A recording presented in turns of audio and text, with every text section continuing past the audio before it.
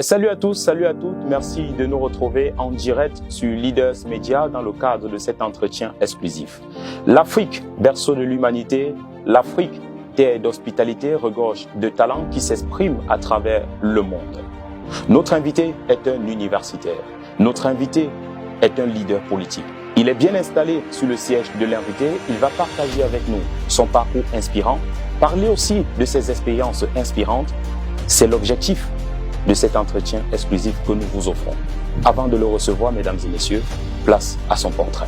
Doté d'un charisme magnétique et d'un esprit de fer, le docteur Dominique Désiré Hérénon, surnommé affectueusement DDE, se dresse comme un phare d'espoir dans l'obscurité politique de la République centrafricaine.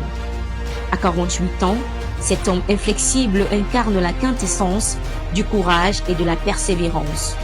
Né à Bouar, de parents centrafricains, le docteur Hérénon a effectué ses études primaires au Cameroun, avant de revenir en Centrafrique pour poursuivre ses études secondaires et obtenir son baccalauréat.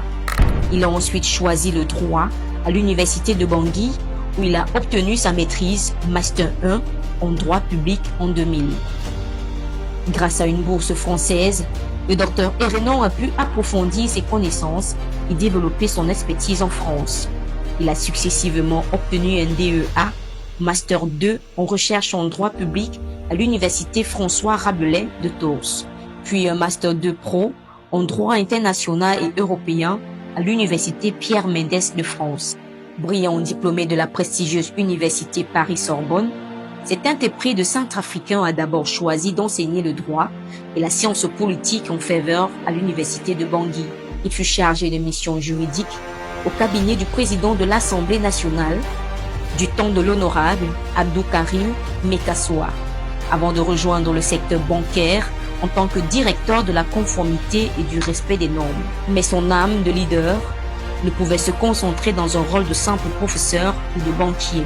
Lorsqu'il a été nommé ministre directeur du cabinet du Premier ministre, chef du gouvernement avec la lourde mission d'assistance et de conseil du Premier ministre, Filmin Rebada, dans l'élaboration de la politique générale du gouvernement et de la coordination quotidienne de l'action gouvernementale. Une flamme s'est allumée en lui. Témoin des rouages du pouvoir, il a pris conscience de l'urgence d'agir pour son pays. C'est alors qu'il a décidé de créer son propre parti politique, le MDSP, Marche pour la démocratie et le salut du peuple, porteur d'une vision de démocratie et de justice sociale. Malgré l'exil forcé à Paris en 2022, après qu'il se soit opposé ouvertement et pédagogiquement au projet constitutionnel du troisième mandat et de présidence à vie du président Faustin Archange Touadéra. Le docteur Hérénon n'a jamais baissé les bras. Il a continué d'enseigner, de partager son savoir à l'Institut Sorbonne International. Aujourd'hui, le docteur Dominique Désiré Hérénon continue de se battre, la flamme de l'espoir, toujours ardente dans son cœur. Son combat pour la démocratie et les droits de l'homme résonne bien au-delà des frontières de la République centrafricaine. Faisons de lui un véritable héros de notre temps. Bienvenue chez nous, Dr Dominique Désiré Hérénon. Docteur Dominique Désiré Hérénon, merci de nous retrouver. C'est un honneur de vous avoir. Merci, c'est moi qui suis honoré d'être là aujourd'hui sur le plateau de Leaders Media. Alors, vous êtes un homme très occupé, entre plusieurs avions. On a pu vous avoir pour cet entretien exclusif et on va échanger avec vous sur plusieurs aspects vous concernant, votre vie sociale, votre vie politique, votre vie universitaire, parce qu'il faut le dire, vous avez beaucoup de casquettes. D'ailleurs, le portrait l'a bien dressé.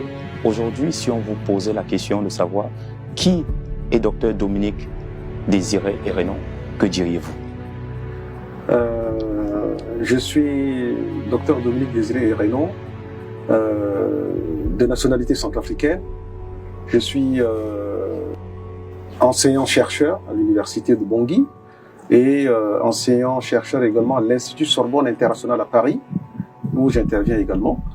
Et je suis ancien ministre, ancien chargé de mission au cabinet du président de l'Assemblée nationale, ancien directeur de la conformité et des normes à Ecobank Centrafrique.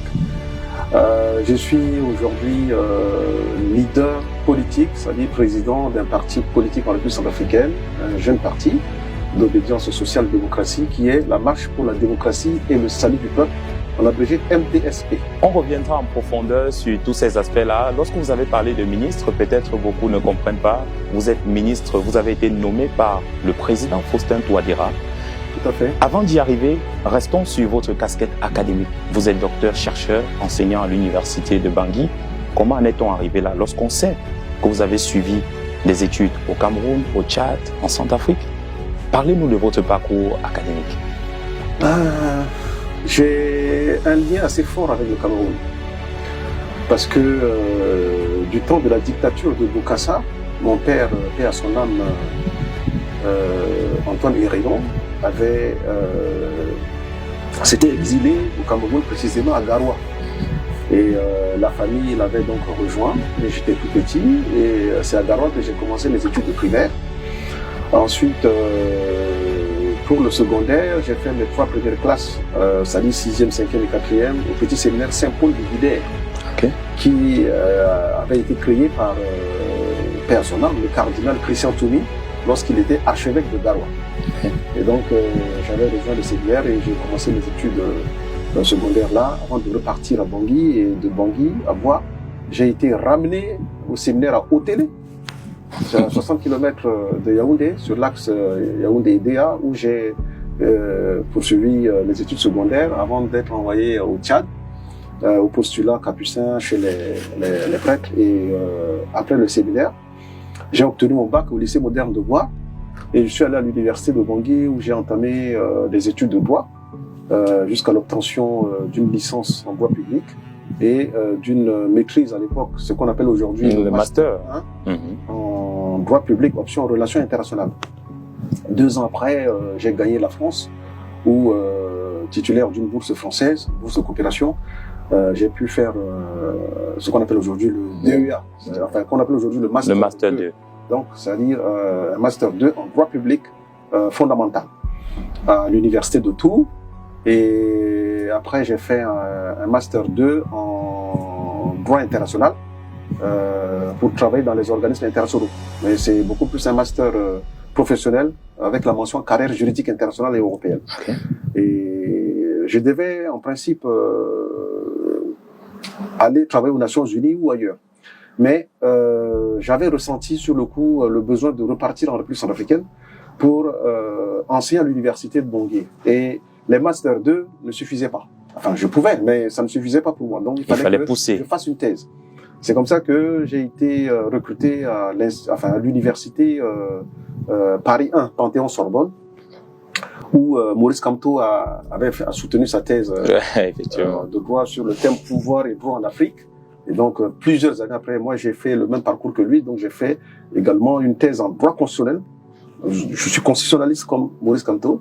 Et j'ai soutenu ma thèse comme lui à l'Institut, l'Université de Paris, un Panthéon-Sorbonne, en 2015. Et après, j'avais choisi de repartir à la République centrafricaine où j'ai commencé à enseigner à l'Université de Bangui, à la faculté des sciences juridiques et politiques.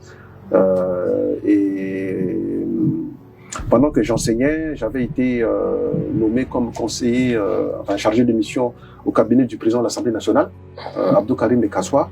Et quelques années après, j'ai été recruté par Ecobank Centrafrique comme directeur de la conformité et du respect des normes, avant d'être nommé plus tard ministre, directeur du cabinet du premier chef du gouvernement, chargé de coordonner l'action du gouvernement.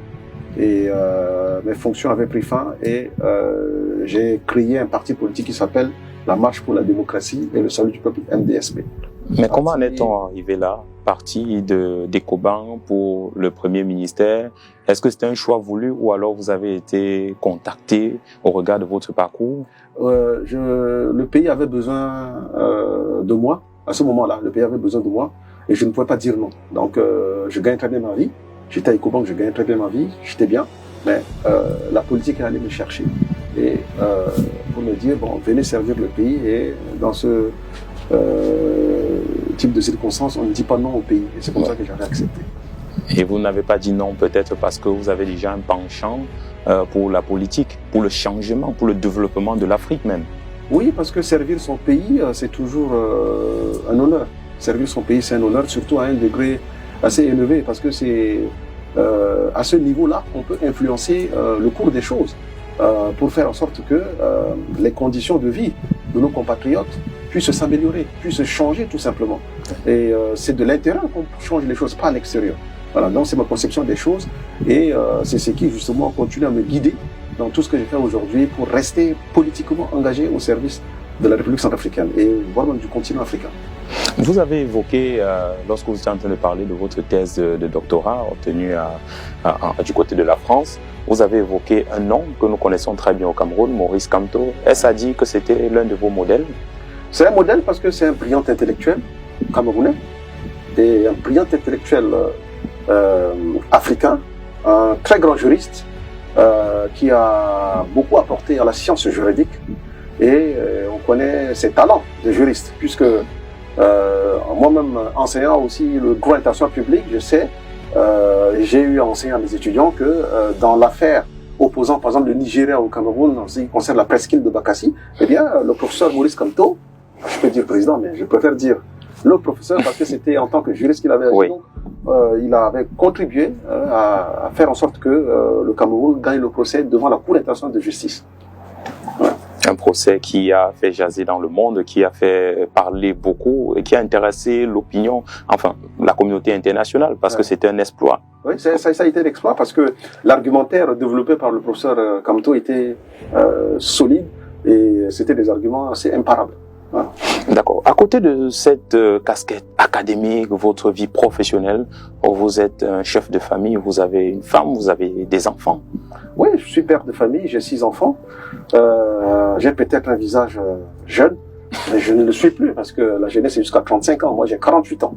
Et donc, c'est vrai que j'ai une certaine hygiène de vie un peu drastique qui fait que mon visage paraît un peu plus jeune de par mon alimentation, le sport, la sobriété, voilà, etc. Et moi, j'ai 48 ans et j'ai 6 enfants. Je suis père de 4 garçons et 2 filles. Et vous avez une vie familiale bien remplie. Bien remplie. Ouais. Comment est-ce que vous parvenez à concilier tout ça, votre vie professionnelle, vos engagements dans les universités du monde et votre vie de famille? Je dis que c'est difficile pour tout le monde. Quand on a des responsabilités professionnelles, on a des responsabilités politiques de surcroît, et c'est difficile de les concilier avec la vie de famille. Mais avant d'être l'universitaire, avant d'être le politique, je suis d'abord père de famille. Et donc mon rôle premier, c'est d'abord de tenir ma famille, de contribuer à l'éducation de mes enfants, de veiller sur eux, les protéger, les sécuriser, éventuellement me compte les coups que je peux prendre d'un point de vue professionnel ou bien d'un point de vue politique. Et la famille, c'est le point de départ, mais c'est en même temps un refuge. Ouais. Le point de départ, c'est la famille. On part de la famille. Et lorsqu'on va dehors et qu'on finit, on revient vers la famille. Et lorsqu'on prend des coups dehors, le réflexe, c'est d'aller vers la famille. Parce que c'est la famille qui ouvre les bras, c'est la famille qui reste pour accueillir, protéger, consoler dans les moments difficiles qu'on peut avoir sur le plan professionnel, tout comme sur le plan politique. Et j'en sais quelque chose parce que je peux même vous confier que ma vie professionnelle et ma vie politique ne sont pas vraiment calmes comme c'est très agité. J'ai eu à prendre des coups. Oui. J'ai eu à prendre des coups. Par exemple, lorsque j'ai été nommé ministre directeur de cabinet du premier chef du gouvernement, j'étais à Ecobank. Je gagnais très bien ma vie. J'avais beaucoup d'argent. Je voyageais. J'allais dans des séminaires, j'allais dans des formations. Et j'étais épanoui d'un point de vue professionnel. Parce que figurez-vous, j'étais chargé de mission en matière juridique au cabinet du président de l'Assemblée nationale. C'était un poste politique. Mais après, j'avais laissé pour aller à Ecobank, qui n'avait rien à voir avec la politique. J'y étais, je travaillais, je m'épanouissais.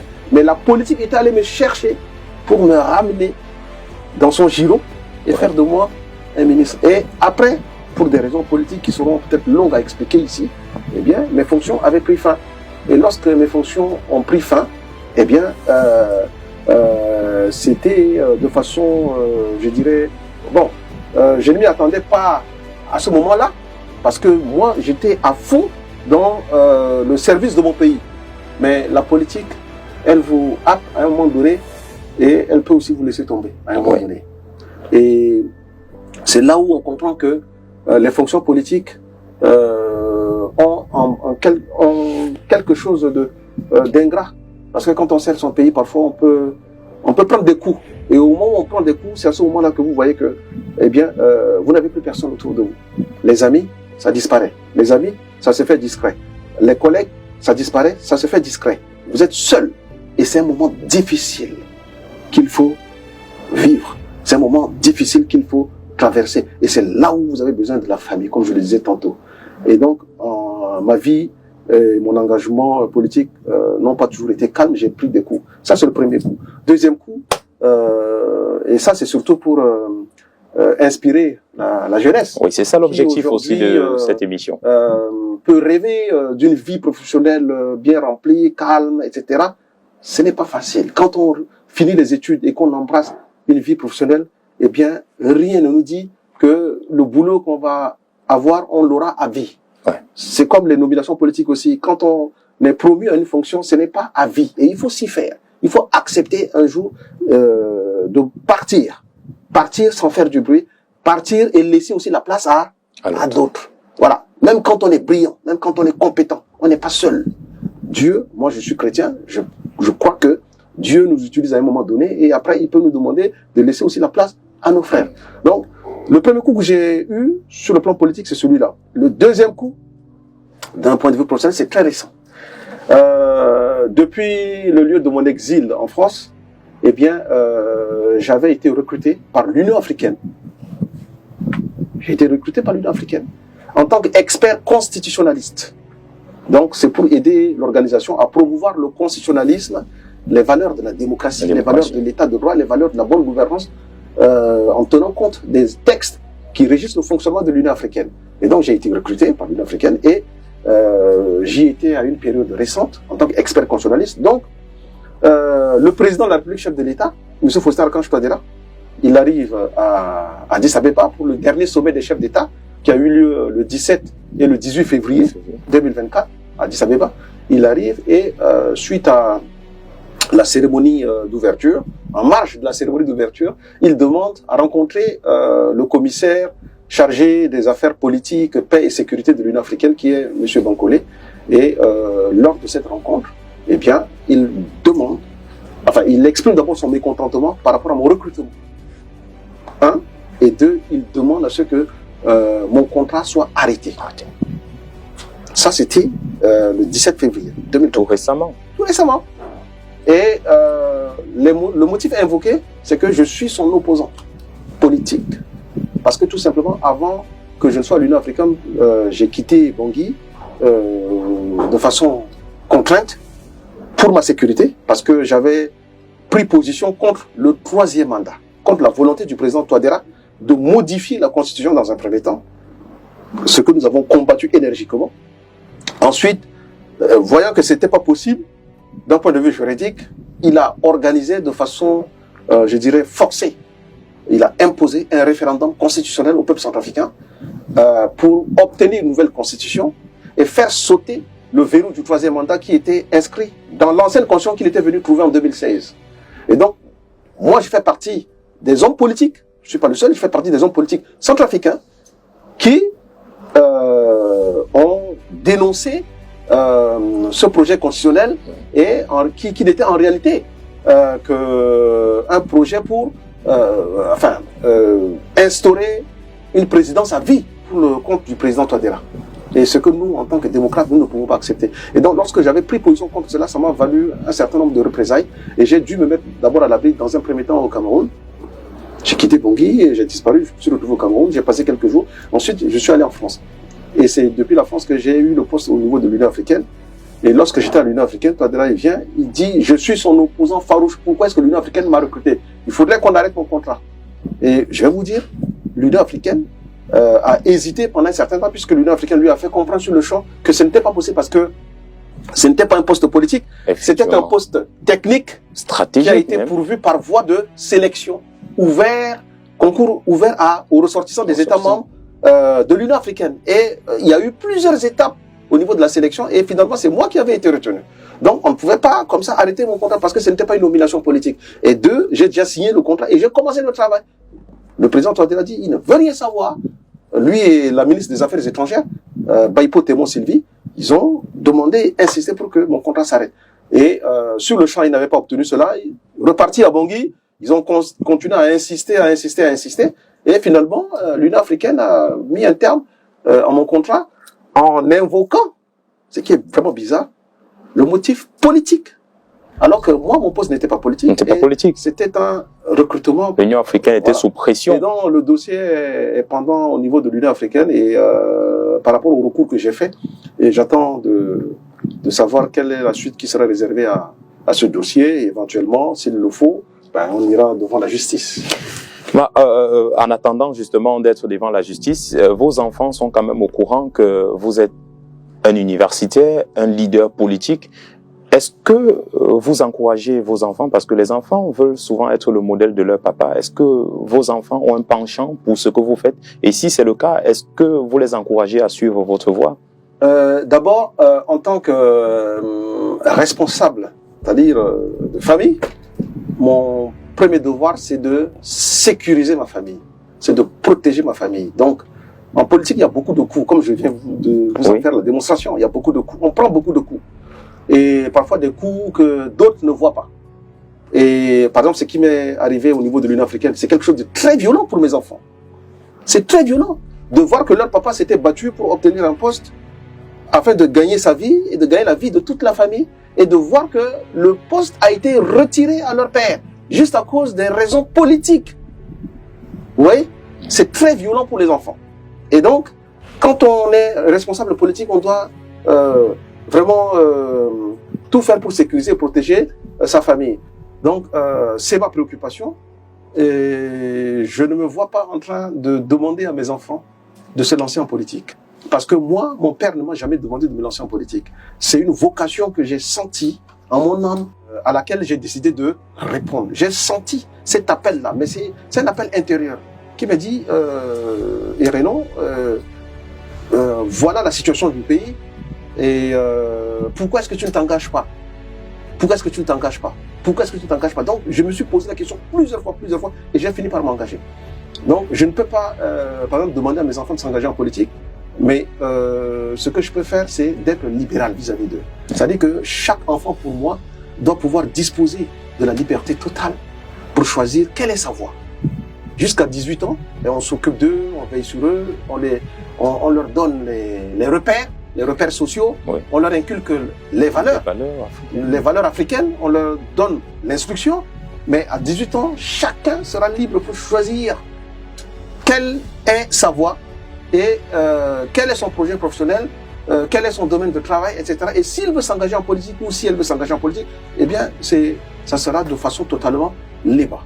Voilà. Donc, voilà un peu ma conception des choses. Et si demain, un de mes enfants ou bien une de mes filles décide d'embrasser une carrière politique, ben moi, je ne dirai pas non et je chercherai plutôt à l'encourager. Mais il faudrait que ça se fasse en toute liberté. Il ne faut pas que ça soit un choix qui vienne de moi. D'accord. Dans votre intervention, vous avez évoqué le fait que votre papa nous a jamais poussé à faire forcément de la politique. Parlez-nous un peu de votre enfance. Comment était votre enfance? Moi, mon enfance était très belle.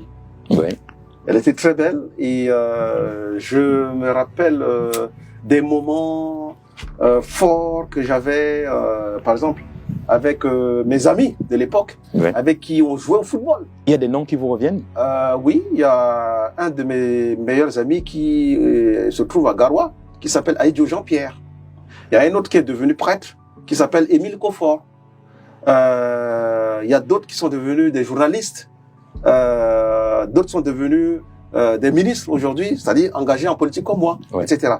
Et on avait des liens très très forts. On jouait ensemble, on partageait beaucoup de temps ensemble. Je me souviens parfois des moments où, quand on nous demandait d'aller faire la sieste, c'était perçu comme une punition. Et donc on cherchait à dribbler les parents pour donner l'impression qu'on est déjà au lit. Et dès que on voit que les parents ne sont plus vigilants, eh bien on disparaît de la chambre et on prend le ballon. À l'époque, c'était les ballons super télé, là. Oui. Voilà. Dans les années 70, là, c'était les ballons super télé. Donc, on allait, ou on jouait dans la rue, derrière, ou bien on allait un peu plus loin pour pour échapper aux appels des parents pour dire revenez à la maison, faites vos devoirs. Donc c'est ce qu'on faisait. Et pendant mon enfance aussi, j'étais enfant de chœur. Donc j'allais à l'église et puis on servait lors des messes. Oui. On servait lors des messes et ça a beaucoup contribué à mon épanouissement. Et je dirais que ça a aussi influencé et ça continue à influencer un peu ma vie aujourd'hui et ma manière de voir les choses. Pourquoi? Parce que vous savez, un enfant de cœur, c'est celui qui croit. Il croit en Dieu. Et il croit que ce qui s'est fait au niveau de l'Église, eh bien, c'est quelque chose de bon. Et ça me joue en quelque sorte parfois des tours dans ma vie. Parce que dans mes relations, je suis en quelque sorte comme un enfant de cœur. Dans mes relations, par exemple, avec vous, ouais, avec des gens que je rencontre, je me comporte comme un enfant de cœur. C'est-à-dire que je crois en la bonté humaine, en la bonté de celui qui est en face, ou bien de celle qui est en face, tout de suite. Tant que je n'ai rien à reprocher à quelqu'un, je ne peux pas arriver en fermant, en mettant des barrières tout de suite, en me méfiant tout de suite. C'est-à-dire, quand je vais vers quelqu'un, c'est de façon totalement ouverte. ouais. Mais parfois, on se trompe de personnes et on peut rencontrer des gens qui nous approchent pour nous faire du mal, qui nous approchent pour nous mettre des bâtons dans les roues ou bien pour semer le malheur dans notre vie. Et voilà, ça c'est aussi une leçon qu'il faut tirer. D'accord. En dehors du football que vous avez joué pendant votre enfance, il y avait d'autres jeux qui vous reviennent à l'esprit? D'autres jeux, vraiment moi j'étais beaucoup plus au football. Beaucoup plus football. Voilà, et bon, je jouais aussi au tennis de table. Ouais. Au tennis de table, et ça c'était surtout au séminaire. Lorsque j'étais au séminaire, on jouait beaucoup au tennis de table, mais vraiment mon sport favori, c'était c'est le football. Et je peux même vous confier que certains pensaient à l'époque que j'allais plutôt être footballeur. Ah d'accord. Oui, dans le quartier et dans la ville, même quand j'étais au séminaire, les gens pensaient que j'allais être plutôt footballeur. Si vous allez par exemple à Garoua, au quartier où j'étais, à Djamboutou, vous allez à Guidère, vous dites Dominique, le nom tout de suite. Et vous jouez quel poste au football? Vous êtes en attaque, en défense, au goal? Attaquant. Attaquant. Attaquant, c'est-à-dire milieu offensif. Si on totalise le nombre de buts marqués déjà, vous pouvez avoir un chiffre. Bon, ça c'est pour vous arracher un peu de sourire. Bon. Je ne sais pas, mais en tout cas j'en ai marqué pas mal. Hein. Pas mal. Pas comme Samuel Eto'o, mais j'en ai beaucoup marqué. En tout cas, ça fait du bien de discuter avec vous. Alors, nous sommes toujours en compagnie de notre invité, Dr Dominique Désiré Hérénon, qui est un universitaire, un leader politique. D'ailleurs, on va évoquer la question de leader politique et même de son parti qu'il a créé, ce parti de démocrates. On va échanger avec lui sur cette question-là juste après cet élément.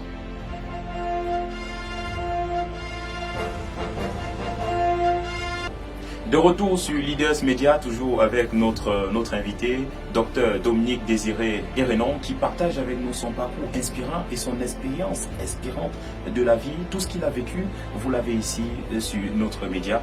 Merci de partager avec nous ces grands moments. C'est moi qui vous remercie. Je l'ai dit à l'entame de mes propos, vous êtes un leader politique.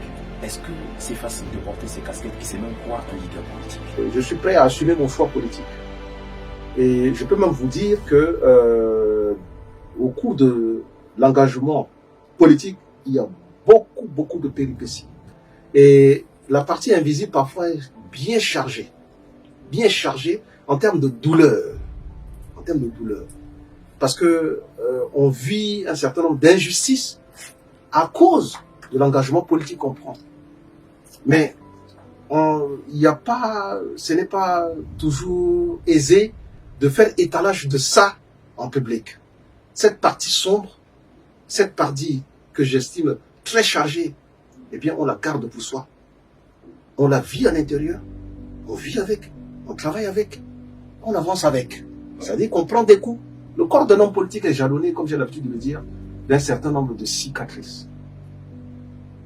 L'engagement politique, c'est aussi ça. On prend des coups, on prend des blessures et on porte des cicatrices. Ces cicatrices-là, parfois, ne sont pas visibles. Et ce n'est pas une raison pour autant de s'attarder sur ça. Donc, qu'est-ce qui importe pour le peuple? Quand on s'engage pour servir le peuple, eh bien, on ne regarde pas sa propre situation. On regarde plutôt la misère du peuple. C'est vrai, moi, j'ai pris des coups. N'est-ce pas? Je vous ai dit, j'ai pris des coups très durs. Et je sais que je vais continuer à en prendre. Mais ce qui m'importe, moi, c'est de savoir quelle est la situation du peuple centrafricain par exemple aujourd'hui? Je sais que le peuple centrafricain traverse des moments difficiles. Je ne parlerai pas du Cameroun parce que voilà, c'est un pays voisin, mais je ne parlerai pas du Cameroun. Je parle de la situation de la République centrafricaine dans laquelle on voit le peuple souffrir. Sur le plan social, la pauvreté est endémique. On a des personnes déplacées, on a des personnes exilées à cause de leur prise de position politique. J'en fais partie. Je ne peux pas aujourd'hui repartir en République centrafricaine. Les conditions ne sont pas réunies, en tout cas pour ma sécurité, si je dois repartir en République centrafricaine. Pour avoir dénoncé justement le projet du troisième mandat et de la présidence à vie du président Faustin Archange Touadéra, qui avait, il faut le rappeler, avait été soutenu par, je dirais, un bon nombre de partis politiques en République centrafricaine. Et moi, je ne préfère pas m'attarder sur ma propre situation, sur mon sort, mais de me préoccuper du sort du peuple centrafricain, savoir qu'est-ce que je peux faire pour sortir la République centrafricaine de la pauvreté. Qu'est-ce que je peux faire en tant que leader politique pour changer les conditions de vie de mes compatriotes? C'est à cette tâche que je suis totalement dévoué. Et quand je regarde la situation de l'université, par exemple, la situation de l'enseignement supérieur, de l'éducation de façon générale en République centrafricaine, quand bien même on a un président de la République qui est enseignant-chercheur, professeur d'université dans son domaine, eh bien, je peux même vous dire que nous n'avons qu'une seule université depuis l'indépendance. Nous avons une seule université. Avec plusieurs chercheurs. Plusieurs enseignants-chercheurs, mais on a plusieurs universités. Ça veut dire que, par exemple, au Cameroun, dès que les bacheliers là, ceux qui obtiennent le bac à Garoua, à Maroua, à Bafoussam, à Bangante, à Boya, à Ebolova, à Nkonsamba, à Kribi, dès qu'ils obtiennent le bac, ils sont obligés de remonter à la capitale, c'est-à-dire Yaoundé. Imaginez un peu, c'est la situation que nous vivons depuis cette africaine. Et moi, en tant que leader politique, ça me parle, ça me choque. Et j'ai donc un projet de créer une deuxième, une troisième, une quatrième université, si jamais je parviens aux affaires. Ça, c'est dans le domaine de l'enseignement supérieur. Dans le domaine de l'éducation nationale, nous constatons qu'il y a aujourd'hui, du fait des réseaux sociaux, nous assistons à une baisse de niveau en République centrafricaine, une baisse de niveau. Les étudiants, eh bien, ils ne travaillent plus comme nous on travaillait à l'époque. La solution de la facilité, c'est les réseaux sociaux. Ils passent beaucoup de temps sur les réseaux sociaux, ils ne travaillent pas assez leurs devoirs.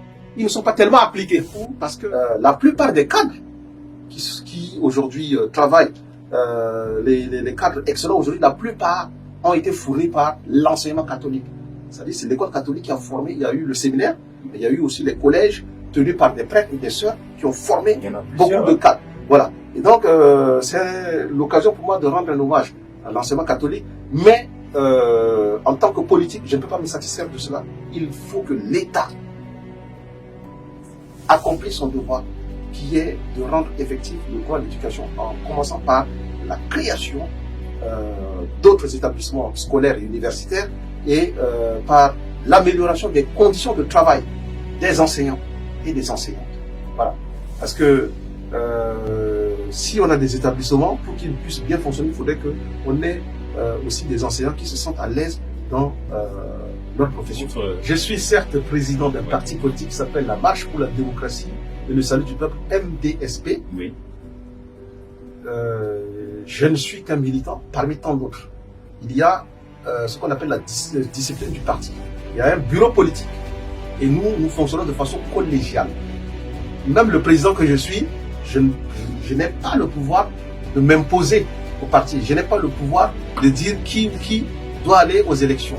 Le moment venu, le parti politique se réunira en congrès et décidera s'il faut présenter un candidat, si oui, lequel d'entre les militants devrait aller comme candidat. Parce que moi, je peux être le président du parti aujourd'hui, mais ne pas être peut-être le mieux à même de rassembler le plus largement possible, c'est-à-dire de faire gagner le camp. On a vu la démonstration au Sénégal. Ousmane Sonko, c'est un bon leader. Et je tiens à lui rendre hommage ici, parce que ce qu'il a fait, je crois que c'est la première fois peut-être que ça se fait en Afrique. Un jeune qui est leader politique, il se trouve empêché et il dit, je ne peux pas aller aux élections, mais je soutiens la candidature d'un autre militant de mon parti. Et l'appel au vote de la part de Sonko, on a vu ça jouer. On a aujourd'hui le président Bassirou Diomaye Faye. C'est formidable. Et c'est un jeune qui a pu faire ça. Et moi, Ousmane Sonko, il m'inspire. Politiquement, il m'inspire. Et je pense que en République centrafricaine, le plus important pour moi, ce n'est pas d'aller aux élections et de devenir président. Le plus important pour moi, c'est de me battre pour que politiquement, la situation de mes compatriotes puisse changer, que les conditions de vie de mes compatriotes puissent changer, qu'on ait des routes, qu'on ait des autoroutes, qu'on ait de nouveaux établissements scolaires, qu'on ait de nouveaux établissements universitaires, qu'on ait des enseignants bien formés, bien qualifiés, et des enseignants qui soient bien traités, et qui soient à l'aise, qui s'épanouissent dans le cadre de leur travail. Et qu'on ait, par exemple, une économie forte, qu'on ait de la croissance économique. Et donc, ça passe par quoi? Ça passe par un travail sur les secteurs productifs, que sont l'agriculture, l'élevage. Je vais vous dire qu'en République centrafricaine, nous avons plus de 15 millions d'hectares de terres arabes. Plus de 15 millions d'hectares de terres arabes. Mais aujourd'hui, on a à peu près 1 ou 2% utilisés. Eh bien, c'est flagrant. Quand on sait que notre pays, c'est un pays qui repose sur une économie essentiellement agricole, à 80%. L'économie centrafricaine est basée sur l'agriculture. Demandez à tout le monde, on vous dira. L'élevage, l'agriculture. Mais depuis des années, le tissu économique centrafricain s'est déstructuré. C'est vrai qu'il y a eu des conflits dans le pays. Il y a eu des crises militaro-politiques que vous avez suivies. Il y a eu des rébellions qui ont contribué. Mais il y a eu surtout l'absence de vision politique. Il y a eu l'absence de vision politique. On a eu des pilotages à vue sur le plan politique. Et là, je pèse même. Et donc, les dirigeants qui ont eu à gouverner le pays jusqu'à aujourd'hui ont failli dans la mise en place d'une vision politique, d'une vision économique, pour faire en sorte que la République centrafricaine ne soit pas dans l'état actuel. Et donc, mon engagement politique, c'est d'avoir une vision différente. Et c'est quoi cette vision différente? Cette vision différente que je porte en tant que leader d'un parti politique, la MDSP, c'est de faire en sorte qu'ensemble avec les Centrafricains, ensemble, je dis bien ensemble avec les Centrafricains, parce que je conçois aujourd'hui que pour diriger la République centrafricaine, on ne peut pas s'appuyer sur un seul parti. Admettons que moi je devienne le président de la République demain. Je ne m'appuierai pas uniquement sur mon parti politique. Le gouvernement ne sera pas composé uniquement des cadres de mon parti. Il faut ratisser large. Parce que la situation du pays est tellement grave qu'on ne peut pas être un groupuscule de personnes à se retrouver au niveau du gouvernement, au niveau du conseil des ministres, pour décider du sort des millions de nos compatriotes. Ça doit se faire de façon inclusive. Mais si on revient par exemple, je ne vais pas parler de l'Afrique centrale en général, parce que c'est un peu sensible, je parle de l'Afrique centrale et j'assume les propos, c'est ça de mon pays. Aujourd'hui, Touadéra a imposé au peuple centrafricain la présidence à vie. L'ancienne constitution qu'il était venu trouver en 2016, il l'a changée. Et il a établi de façon forcée et de façon inconstitutionnelle une nouvelle constitution. Et cette constitution a fait sauter de fait le verrou du troisième mandat qui était prévu dans l'ancienne constitution. Et aujourd'hui, il peut être candidat en 2025. Il peut être candidat à l'élection de 2025. Et il a imposé ça au peuple centrafricain. Alors que dans la constitution de 2016, le peuple avait dit non au troisième mandat. 2 mandats et vous partez. Mais c'était la règle de l'alternance. Pour permettre l'alternance politique dans le pays. Vous savez, dans un pays où il y a la démocratie, il faut qu'il y ait une alternance. S'il n'y a pas d'alternance, c'est toujours le même qui est là au pouvoir, qui est là au pouvoir, qui est là au pouvoir. Eh bien, ça crée, comme je l'ai dit, des tensions, ça crée des frustrations. Et donc, on n'a pas besoin de ça. En démocratie, personne ne peut s'accommoder d'une présidence à vie. On ne peut pas se dire démocrate et s'accommoder d'une présidence à vie. On ne peut pas être démocrate et s'accommoder de la question d'un troisième mandat. Celui qui se dit démocrate doit combattre et de façon énergique et de façon ouverte Le troisième mandat, c'est ce que moi je fais, c'est ce que mon parti fait. Il doit combattre également la présidence à vie, c'est ce que je fais et c'est ce que mon parti fait. Et il doit combattre ce qu'on appelle la dynastie. Le pouvoir ne se transmet pas de père en fils. Non. C'est le peuple, comme vous l'avez dit, qui doit choisir. Ou alors, c'est simple. On choisit la démocratie. Ou alors, on choisit peut-être la chefferie traditionnelle.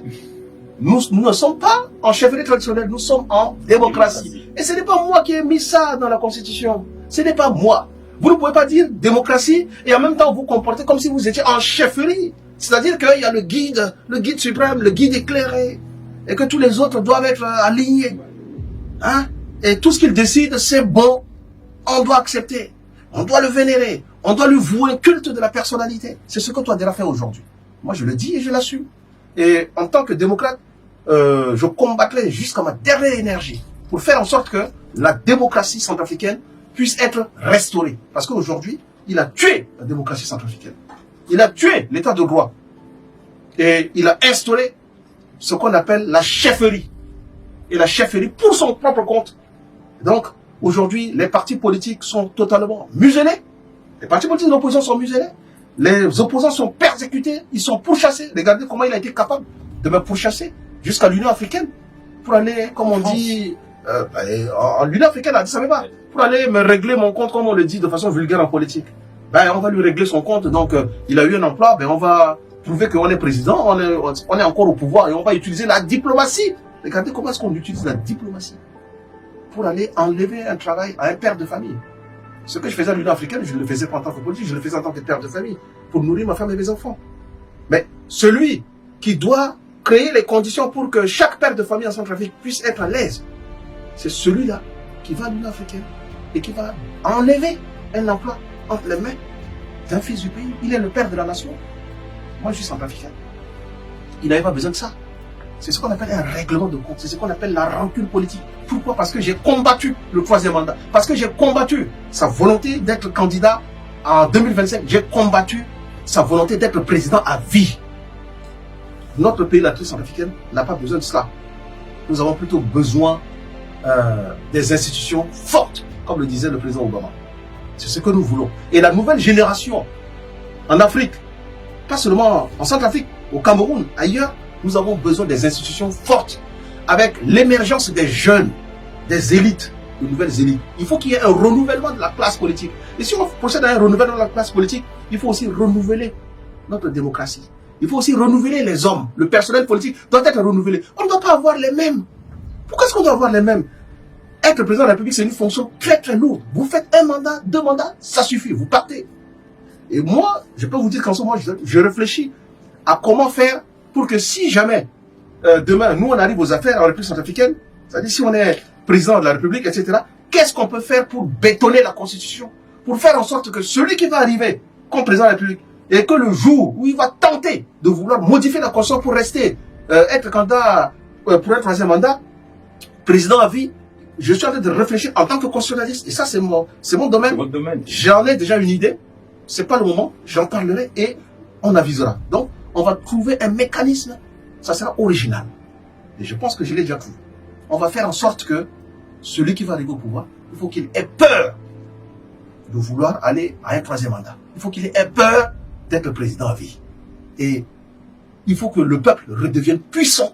Et il faut que ce soit le peuple qui décide de son propre sort lors des élections. Lors des élections. Parce que la politique que nous faisons, nous la faisons pour le peuple. Mais ça ne doit pas se retourner contre le peuple. Un dirigeant ne peut pas venir s'imposer au peuple et dire que bon, moi je reste à vie. Non, ce n'est pas bon.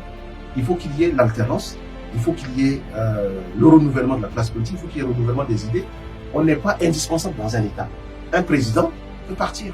Et s'il part, il faut qu'il y ait d'autres citoyens capables. Et il y en a beaucoup. C'est pas parce qu'on est président qu'on est le plus intelligent. C'est pas parce qu'on est président qu'on est le plus, c'est pas moi, le plus fort ou bien le plus sage. Il y en a de plus sages qui ne sont pas en politique. Il y en a qui font la politique, mais qui ne sont pas présidents. Mais au nom de quoi tu peux te considérer comme le plus intelligent, le plus malin, le plus beau, et que sans toi, le pays ne va plus exister, il faudrait que tu restes à vie. Mais tu finiras par mourir un jour. D'accord. Voilà. Pour avoir étudié hors de mon pays pendant une dizaine d'années, avant de rentrer en République centrafricaine, eh bien, j'étais membre de la diaspora. Et aujourd'hui, moi, en tant que politique, je sais que nous avons une forte communauté centrafricaine qui est établie en dehors de la République centrafricaine. Il y en a au Cameroun, à Douala. Il y en a à Yaoundé. Il y en a en France, il y en a aux États-Unis. Ils sont partout, les Centrafricains. Et ils sont nombreux. Non seulement ils sont nombreux, mais vous avez de hauts cadres parmi ces Centrafricains-là. Vous avez aussi des grands patrons qui ont créé des entreprises, soit au Cameroun ou ailleurs en France, etc. Et donc, quelle est la vision politique? Pour faire court, la vision politique de la MDSP, parti auquel j'appartiens, c'est d'impliquer la diaspora dans la mobilisation de l'aide publique au développement. Parce que qui mieux que la diaspora pour connaître les mécanismes à l'extérieur pour faire en sorte que l'aide publique au développement soit drainée en République centrafricaine. La diaspora aura un rôle clé en matière de mobilisation de l'aide publique au développement. Et quand on dit en Afrique que vous n'avez pas les moyens, ça veut dire que vous n'avez pas d'argent. Mais attention, la politique, c'est ce que je voudrais dire ici. La politique, ce n'est pas l'argent. La politique, c'est d'abord les idées. Le premier moyen en politique, ce n'est pas l'argent. Le premier moyen en affaires, celui qui veut faire les affaires, c'est quoi? C'est l'argent. Il lui faut un capital. Le capital en politique, ce n'est pas l'argent. Le capital en politique, c'est d'abord les idées. C'est un projet. C'est une vision politique. Et lorsque vous avez ce capital, c'est-à-dire les idées, vous avez des convictions, vous avez des idées, vous avez un projet, vous avez un programme, vous avez une vision politique assez claire, ça veut dire que vous avez déjà tous les moyens pour réussir en politique. L'argent, ça vient et ça viendra. Et parfois même sans argent, on peut devenir président de la République. Parce qu'en réalité, si le peuple vote en ne tenant pas compte des moyens des candidats, mais en tenant compte des idées, du programme, dans le domaine de l'éducation, dans le domaine de l'enseignement supérieur, dans le domaine... On n'a pas besoin d'un président qui soit riche. En politique, on ne cherche pas un président qui est déjà riche, non. On cherche quelqu'un qui peut venir régler les problèmes. Vous n'avez pas d'argent, vous êtes candidat à l'élection présidentielle, mais vous avez un bon projet, vous êtes responsable, vous avez une bonne vision pour le pays, vous n'avez pas d'argent. On vous soutient, on vote pour vous, monsieur, devenez président, vous pouvez devenir présidente. Prenez la destinée du pays entre vos mains, bâtissez le pays. C'est ce qu'on attend d'un homme politique. On n'attend pas de l'homme politique qui distribue de l'argent de gauche à droite. Et les jeunes, beaucoup de jeunes se trompent en pensant que non, pour aller dans un parti politique, il faudrait que le leader ait beaucoup d'argent, il faut qu'il soit riche. Mais si on le fait, on ne changera jamais le cours des choses dans nos pays. Dans ce travail, au service non seulement du Cameroun, mais de toute l'Afrique, je lui souhaite plein succès et plein épanouissement. Et plein épanouissement également au personnel, vous-même, à la directrice, à toute la direction générale de Leader Media, et puis au personnel qualifié que vous avez, qui fait preuve d'un professionnalisme, je dirais, assez clair. Et j'espère que ce n'est pas la dernière fois et que j'aurai l'occasion de revenir ici avec beaucoup de plaisir. Et peut-être que je conseillerai également Leader Media à d'autres leaders politiques que je connais pour faire un tour pour nous rendre visite.